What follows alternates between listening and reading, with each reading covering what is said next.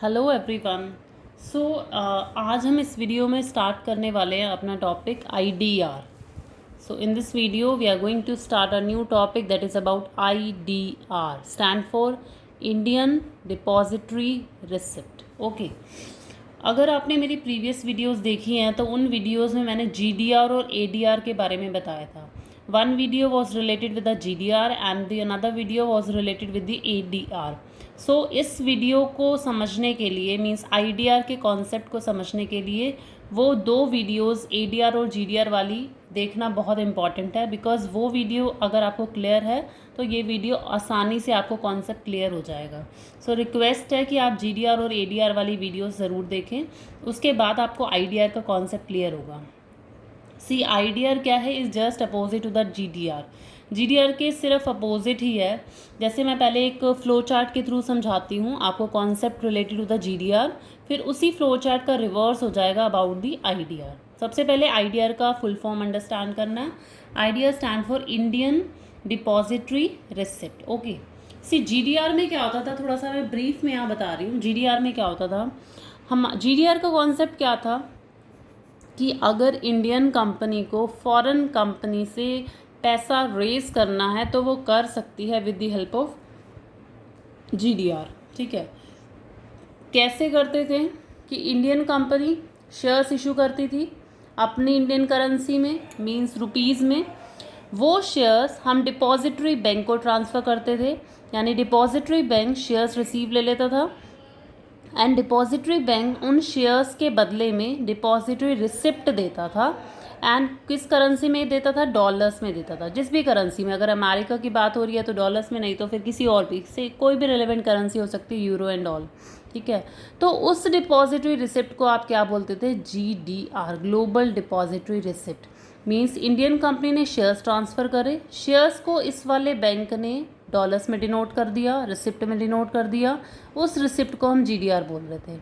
अब आईडीआर क्या है, इसके जस्ट अपोजिट है। कैसे अपोजिट है, देखो, फॉरेन कंपनी यानी वो वाली कंपनी जो बाहर एग्जिस्ट करती है, आउट ऑफ इंडिया एग्जिस्ट करती है, फॉरेन कंपनी अपने शेयर्स इशू करेगी। तो शेयर्स किस में इशू करेगी, अपनी करेंसी में, राइट। इंडियन कंपनी इशू कर रही थी तो वो अपनी रिलेटेड करेंसी में इशू कर रही थी। फॉरेन कंपनी अगर शेयर्स इशू करेगी तो वो डॉलर्स में इशू करेगी। फॉरेन कंपनी शेयर्स इशू करती है, वो शेयर्स इंडियन डिपॉजिटरी बैंक में चले जाते हैं, यानी इंडियन डिपॉजिटरी बैंक उन शेयर्स को खरीद लेता है और वो वाले शेयर्स एक रिसिप्ट में कन्वर्ट कर दिए। इस वाले बैंक ने रिसिप्ट में कन्वर्ट कर दिए, मतलब इंडियन रुपीज़ में डिनोमिनेटेड हो गए। उस वाली रिसिप्ट को जो रुपीज़ में डिनोमिनेटेड है उसको आईडीआर बोलेंगे। सो आईडीआर बेसिकली है क्या, मान लीजिए जीडीआर क्या था, जीडीआर में क्या था, बाहर की कंपनी से हम पैसा रेस कर रहे थे। ठीक है, यानी हम जो है बाहर की कंपनी से पैसा रेस कर रहे थे, हमारी कंपनी के शेयर्स बाहर जा रहे थे। अब क्या है, आईडीआर इसके जस्ट अपोजिट है। अगर इंडियन कंपनी जो है, फॉरेन कंपनी अगर इंडियन कंपनी से पैसा रेस करना चाहे, मीन्स बाहर की कंट्री हमारी कंपनी से पैसा रेस करना चाहे तो वो कर सकती है with the help of IDR. ठीक है, तो ये इसका फ्लो चार्ट था। अब इसका एक बार कंटेंट डिस्कस कर लेते हैं। An IDR is a financial instrument denominated in Indian rupees. एक आईडीआर क्या है, एक रिसिप्ट है, एक इंस्ट्रूमेंट है जिसको फाइनेंशियल इंस्ट्रूमेंट का नाम दे रहे हैं, जो इंडियन रुपीज़ में डिनोमिनेटेड है in the form of depository receipt. मतलब आईडीआर एक ऐसा इंस्ट्रूमेंट है, एक ऐसी रिसिप्ट है जो इंडियन रुपीज़ में डिनोमिनेटेड है। जैसे जीडीआर एक ऐसा इंस्ट्रूमेंट था जो किस में डिनोमिनेटेड था, यूएस डॉलर्स में डिनोमिनेटेड था। ऐसे आईडीआर एक ऐसा इंस्ट्रूमेंट है जो कि डिनोमिनेटेड है इंडियन रुपीज़ में। Second is what? It is created by an Indian depository to enable a foreign company to raise funds from the Indian security market. Means क्या है, आईडीआर क्या है, एक इंडियन डिपॉजिटरी ही क्रिएट करती है। जैसे जीडीआर भी डिपॉजिटरी ही क्रिएट कर रही थी, लेकिन वो बाहर की डिपॉजिटरी थी, उसको ओवरसीज डिपॉजिटरी कहते थे। ऐसे जो आईडीआर है वो इंडियन डिपॉजिटरी क्रिएट कर रही है, यानी कौन इशू कर रहा है। यहाँ पर आपने देखा फ्लो चार्ट में जो आईडीआर था वो इंडियन डिपॉजिटरी इशू कर रहा था। तो सेम कंटेंट यहाँ पर है कि IDR is created by an Indian depository, वही डिपॉजिटरी फॉरेन कंपनी को इनेबल कर रही है कि आप फंड्स रेज कर सकते हैं from the Indian market. Means Indian security market में इंडिया में जितनी भी स्टॉक एक्सचेंज है, जितनी भी मार्केट है, आप वहाँ से पैसा रेज कर सकते हैं with the help of IDR। और IDR कौन क्रिएट कर रहा है? Indian depository.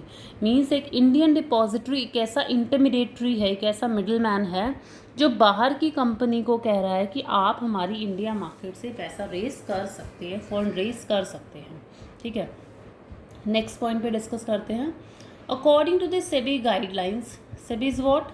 Security exchange board of India. Again repeating, security exchange board of India.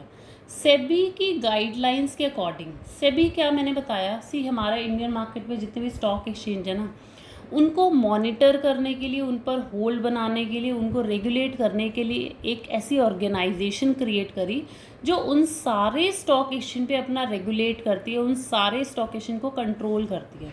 तो उस ऑर्गेनाइजेशन को बोला जा रहा है सेबी। ठीक है, तो सेबी एक ऐसी इंस्टीट्यूशन है, एक ऐसी ऑर्गेनाइजेशन है जो हमारी जितनी भी स्टॉक एक्सचेंज है उनको कंट्रोल कर रही है, उनको रेगुलेट कर रही है। तो उस सेबी क्या करती है? गाइडलाइंस बनाती रहती है। ठीक है, तो उनकी गाइडलाइंस के अकॉर्डिंग, तो सेबी एक ऐसा इंस्टीट्यूशन है, एक ऐसी ऑर्गेनाइजेशन है, वो सारी स्टॉक एक्सचेंज मार्केट को होल्ड करती है, कंट्रोल करती है। तो सेबी में ना कुछ गाइडलाइंस बनाती है उन सारे स्टॉक एक्सचेंज के लिए, मतलब रूल्स रेगुलेशन बनाती है। तो उन्हीं में से एक गाइडलाइन है IDR के लिए। कह रहा है according to that guideline IDR are issued to Indian residents in the same way as domestic shares are issued. कह रहे हैं IDR ना इंडियन रेजिडेंट्स को ही इशू करा जा सकता है, वैसे ही जैसे वो लोग डोमेस्टिक शेयर्स खरीदते हैं। मतलब कहने का ये है कि अगर हम लोग बाहर की कंपनी में इन्वेस्ट करना चाहें तो हम इंडिया में रहते ही इन्वेस्ट कर सकते हैं। मतलब हमें बाहर जाने की ज़रूरत नहीं है। We do not need to go to the abroad. If we want to invest in foreign company then we can invest in the same way as we are purchasing the shares. ठीक है, तो ये वही point हो गया कि IDR are issued to the Indian residents in the same way as domestic shares are issued. Next point पे आते हैं।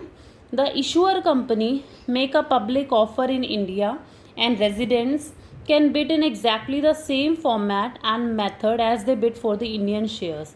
मतलब सेम प्रोसीजर है कि इशूअर कंपनी, जो कंपनी इशू कर रही है, उसको पब्लिक ऑफर करना पड़ेगा और रेजिडेंट सेम फॉर्मेट में बिड कर सकते हैं जैसे वो इंडियन शेयर्स के लिए बिड करते हैं। तो ये सेम पॉइंट कवर हो रहा है। Next is what? Benefits of underlying shares like bonus dividend accrue to IDR holder in India. मतलब जिसके पास IDR है, जिसने IDR लिया हुआ है, उसको वही बेनिफिट्स मिलने वाले हैं, लाइक बोनस और डिविडेंड। जो GDR और ADR में बेनिफिट्स मिलते थे, लाइक हम जितने भी शेयर्स खरीदते थे उसमें हमें बोनस डिविडेंड्स मिलता था, तो सेम वे में हमें बोनस और डिविडेंड मिलेगा। लास्ट पॉइंट पे आते हैं।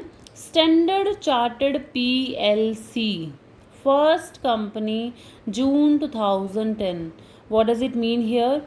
स्टैंडर्ड चार्टर्ड PLC, मैंने हाईलाइटेड भी करा हुआ है ये वर्ड बहुत इंपॉर्टेंट है, ये कंपनी का नेम है। कह रहा है standard chartered PLC was the first company which raised fund from the foreign company in the June 2010। ये एक ऐसी पहली कंपनी है जिन्होंने जून 2010 में फंड रेज करा था from the foreign company. So why it is highlighted word? Because this can come for 1 mark also, for MCQs also, कि कौन सी कंपनी ऐसी है जिन्होंने बाहर से फंड रेज करा था with the help of IDR। So this is all about your IDR। I hope ये आपको क्लियर होगा। Okay, so in an upcoming video we will be starting at the borrowed funds. So here we have completed all sources of honor funds. I hope आपको समझ में आया हो. So thank you so much.